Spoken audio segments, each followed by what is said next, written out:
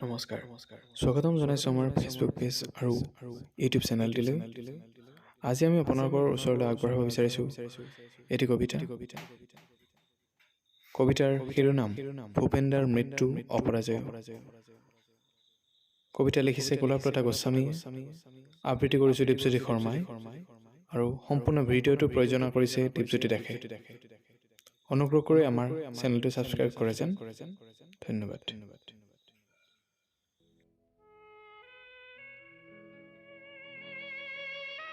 নমস্কাৰ। কবিতাৰ শিৰোনাম ভূপেন্দাৰ মৃত্যু অপৰাজয়। 1926 চনৰ 8 ছেপ্টেম্বৰত অসম গৌৰৱ হৈ জনম লভিলা, জননীৰ গুণগান বিশ্বত বিয়পাই দিলা। চিৰ যৌৱনা প্ৰবাদ পুৰুষ জীৱন্তে কিংবদন্তি হৈ প্ৰত্যেক অসমীয়াৰ হিয়াৰ আমোদো হলা। চিৰবৰেণ্য শিল্পী তুমি, প্ৰাকৃতিক ৰাজনীতি সামাজিক মানৱ প্ৰেম হৰ্ষ বিষাদক লৈ কিমান যে যুগজয়ী গীত ৰচিলা। সঁচাকৈ কৈছো ভূপেন্দা, তুমি বিশ্বৰ দৰবাৰলৈ আই অসমীক লৈ গলা।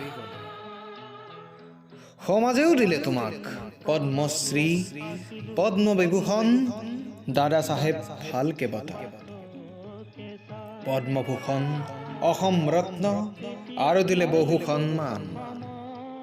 হে চিৰ সেউজ শিল্পী অম্লান, অভিলাষেৰে তৰুণ শিল্পী তুমি, জনগণৰ প্ৰাণ চঞ্চল কৰি সুৰৰ সপোন ৰচি সংগীতৰ যাদুকৰ হলা।